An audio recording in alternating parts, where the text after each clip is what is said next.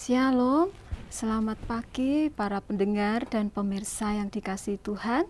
Berjumpa kembali dengan program Suluh, Suara Penyuluh, suatu program pemberitaan firman Tuhan, hasil kerjasama Bimas Kristen, Kantor Kementerian Agama Kota Salatiga dengan Radio 107,7 Betani FM. Bersama saya, penyuluh Puji Rahayu. Sebelum kita mulai pemberitaan firman Tuhan, mari terlebih dahulu kita akan buka dalam doa. Bapa kami yang di surga, yang kami sembah dalam nama Tuhan Yesus Kristus, kami bersyukur atas kasih anugerah Tuhan di pagi ini, suatu kesempatan yang indah di mana kami akan bersama-sama mendengarkan pemberitaan firman Tuhan. Kami serahkan waktu kami sepanjang pemberitaan firman-Mu. Kiranya Tuhan Yesus memberkati. Di dalam nama Tuhan Yesus Kristus. Haleluya. Amin. Para pendengar dan pemirsa, judul firman Tuhan pada pagi hari ini adalah meneladankan kebaikan. Ayat firman Tuhan diambil dari surat Titus pasal 2 ayat 1-10. Mari kita baca ayatnya bersama-sama. Titus pasal 2 ayat 1-10. Tetapi engkau beritakanlah apa yang sesuai dengan ajaran yang sehat. Laki-laki yang tua hendaklah hidup sederhana, terhormat, bijaksana, sehat dalam iman, dalam kasih, dan dalam ketekunan. Demikian juga perempuan-perempuan yang tua, hendaklah mereka hidup sebagai orang-orang beribadah. Jangan memfitnah, jangan menjadi hamba anggur, tetapi cakap mengajarkan hal-hal yang baik, dan dengan demikian mendidik perempuan-perempuan muda, mengasihi suami dan anak-anaknya, hidup bijaksana dan suci, rajin mengatur rumah tangganya, baik hati dan taat kepada suaminya, agar firman Allah jangan dihujat orang. Demikian juga orang-orang muda, nasihatilah mereka supaya mereka menguasai diri dalam segala hal, dan jadikanlah dirimu sendiri suatu teladan dalam berbuat baik. Hendaklah engkau jujur dan bersungguh-sungguh dalam pengajaranmu, sehat dan tidak bercela dalam pemberitaanmu, sehingga lawan menjadi malu, karena tidak ada hal-hal buruk yang dapat mereka sebarkan tentang kita. Hamba-hamba hendaklah taat kepada tuannya dalam segala hal dan berkenan kepada mereka. Jangan membantah, jangan curang, tetapi hendaklah selalu tulus dan setia, supaya dengan demikian mereka dalam segala hal memuliakan ajaran Allah, Juru Selamat kita. Amin. Nah, tema dari surat Titus yang juga menjadi tugas pokok Titus yang sudah kita baca tadi adalah memberitakan apa yang sesuai dengan ajaran yang sehat. Tentunya berasal dari firman Allah yang dapat dipercaya. Pendengar dan pemirsa, secara rinci seperti yang tadi kita baca, Paulus memerintahkan Titus supaya menggunakan ajaran yang sehat ini untuk mengajar orang-orang tentang kewajiban mereka, untuk orang tua, orang muda, untuk laki-laki dan perempuan, juga untuk si pengkhotbah sendiri dan untuk hamba-hamba.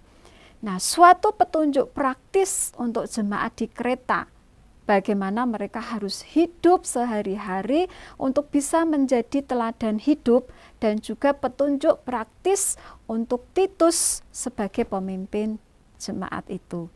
Namun sekarang kita akan fokus saja di ayat yang ke-7 dan ke-8, yaitu petunjuk khusus dari Paulus untuk Titus. Mari kita baca yang ayat ke-7a. Dan jadikanlah dirimu sendiri suatu teladan dalam berbuat baik. Berbuat baik itu menunjuk kepada moral yang baik, yang mulia, yang patut dipuji. Paulus tahu bahwa Titus sebagai seorang pemimpin yang dipercaya oleh Paulus untuk memimpin jemaat di Kreta tidak akan berhasil mengajar orang lain jika Titus tidak memiliki sikap yang baik dalam perilaku maupun dalam pengajaran. Jadi kita harus perhatikan, jika kita mengikuti pengajaran yang sehat, maka orang-orang yang mengkhotbahkan perbuatan baik harus menjadi teladan dalam perbuatan baik juga. Jadi pengajaran yang baik harus diiringi dengan teladan hidup yang baik yang memuliakan Tuhan. Nah, para pendengar dan pemirsa Suluh, menasehati atau mengajar orang itu mudah, tapi tidak mudah untuk menjadi teladan. Ketika kita menyampaikan pengajaran, kita hanya perlu membagikan nilai-nilai kebenaran lewat perkataan. Namun dalam menerapkan keteladanan, kita harus mengadopsi langsung seluruh nilai-nilai yang kita ajarkan untuk tampil secara langsung dalam perbuatan. Jadi menjadi teladan itu jauh lebih berat dibanding menjadi seorang pengajar. Saya tidak bermaksud merendahkan profesi seorang pengajar, tetapi pada kenyataannya tidak semua pengajar itu mampu menjadi teladan. Sementara ada orang-orang yang mereka mampu menunjukkan nilai-nilai kebenaran dan hidupnya itu mampu memberi pengajaran tersendiri meski tanpa mengucapkan kata-kata sekalipun. Dan juga ada banyak orang yang mengira bahwa mewartakan kabar kebenaran firman Tuhan itu harus berupa khotbah yang panjang dan lebar. Itu memang ya bisa kita lakukan karena mewartakan firman Tuhan itu harus secara jelas. Tetapi sebenarnya ketika kita bisa menunjukkan perbuatan-perbuatan baik yang sesuai dengan firman Tuhan setiap hari, itu sudah lebih dari cukup untuk bisa memperkenalkan pribadi Yesus Kristus kepada orang lain. Dan itu malah yang mampu membawa perubahan besar dalam lingkungan di mana kita berada. Hal yang kedua, petunjuk dari Paulus untuk Titus, kita baca ayat yang selanjutnya dari ayat 7 dan 8. Hendaklah engkau jujur dan bersungguh-sungguh dalam pengajaranmu, sehat dan tidak bercela dalam pemberitaanmu, sehingga lawan menjadi malu karena tidak ada hal-hal buruk yang dapat mereka sebarkan tentang kita. Jujur itu berkata apa adanya, berkata yang benar mengenai firman Tuhan. Jadi Paulus menghendaki bahwa Titus dalam pemberitaan firman Tuhan itu Titus harus memberitakan perkataan, harus mengucapkan perkataan mengenai kebenaran. Jadi pengajaran yang sehat seperti tadi yang sudah saya katakan bahwa pengajaran yang sehat itu berasal dari firman Allah yang dapat dipercaya. Itulah yang harus dikatakan, yang harus disampaikan oleh Titus sejujur-jujurnya tanpa ada yang ditutup-tutupi dan tidak dikorup. Juga tidak ditambah-tambahi dengan pemikiran sendiri sehingga tidak ada celah dalam pemberitaan firman Tuhan. Nah, mengapa Paulus memberi petunjuk seperti itu kepada Titus? Jadi secara keseluruhan, Jika Titus dapat menjadi teladan dalam berbuat baik, dia jujur dan bersungguh-sungguh dalam pengajaran yang sehat dan tidak bercela dalam pemberitaan, itu akan membuat lawan menjadi malu. Lawan pada saat itu, yang dianggap lawan itu adalah yang dimaksud adalah para guru-guru palsu, pengajar-pengajar palsu dengan ajaran-ajaran sesat mereka, yang tentunya memang bukan bersumber dari ajaran yang benar. Nah, jika Titus mengikuti apa yang dinasihatkan oleh Paulus, maka mereka itu tidak akan dapat bahan, tidak akan dapat mencela dan menyebarkan berita buruk tentang Titus, karena mereka tidak mendapati kelemahan atau cacat dalam perilaku Titus.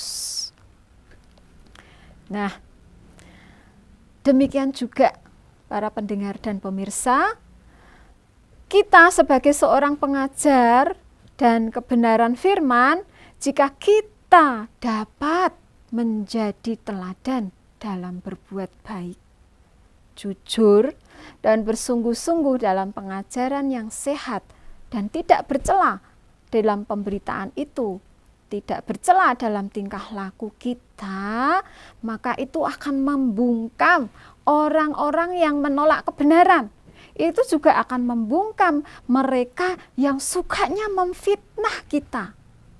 Mereka tidak akan ada lagi kesempatan untuk mencela kita maupun pengajaran yang kita sampaikan. Pendengar dan pemirsa Suluh, mari kita menjadi teladan kebaikan dalam segala hal yang sesuai dengan ajaran yang sehat. Dengan demikian, maka kita dapat menjadi saksi kebenaran untuk memuliakan Tuhan kita, Yesus Kristus. Amin. Demikian pemberitaan firman Tuhan pada pagi hari ini. Kiranya dapat menjadi berkat bagi pendengar dan pemirsa Suluh. Mari kita tutup dalam doa.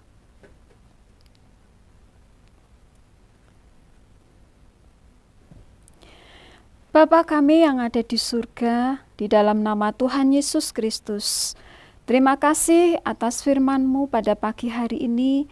Tuhan, tolong kami untuk supaya kami dapat menjadi teladan kebaikan dalam segala hal yang sesuai dengan ajaran yang sehat untuk memuliakan-Mu. Tuhan Yesus, kiranya berkat-Mu turun atas pemirsa dan pendengar program Suara Suluh dimanapun berada. Kiranya Tuhan memberkati keluarga mereka, memberkati pekerjaan, sekolah, dan juga kuliah, dan segala pergumulan doa yang sedang dinaikkan. Kiranya kuasa Tuhan juga turun dan menjamah bagi mereka yang sedang mengalami gangguan kesehatan dan kelemahan tubuh. Juga kiranya Tuhan berkenan mengalirkan kesempurnaan yang sempurna. Tuhan juga kiranya menolong, memberi kekuatan dan penghiburan bagi yang sedang mengalami kesulitan, kesusahan, maupun kesedihan.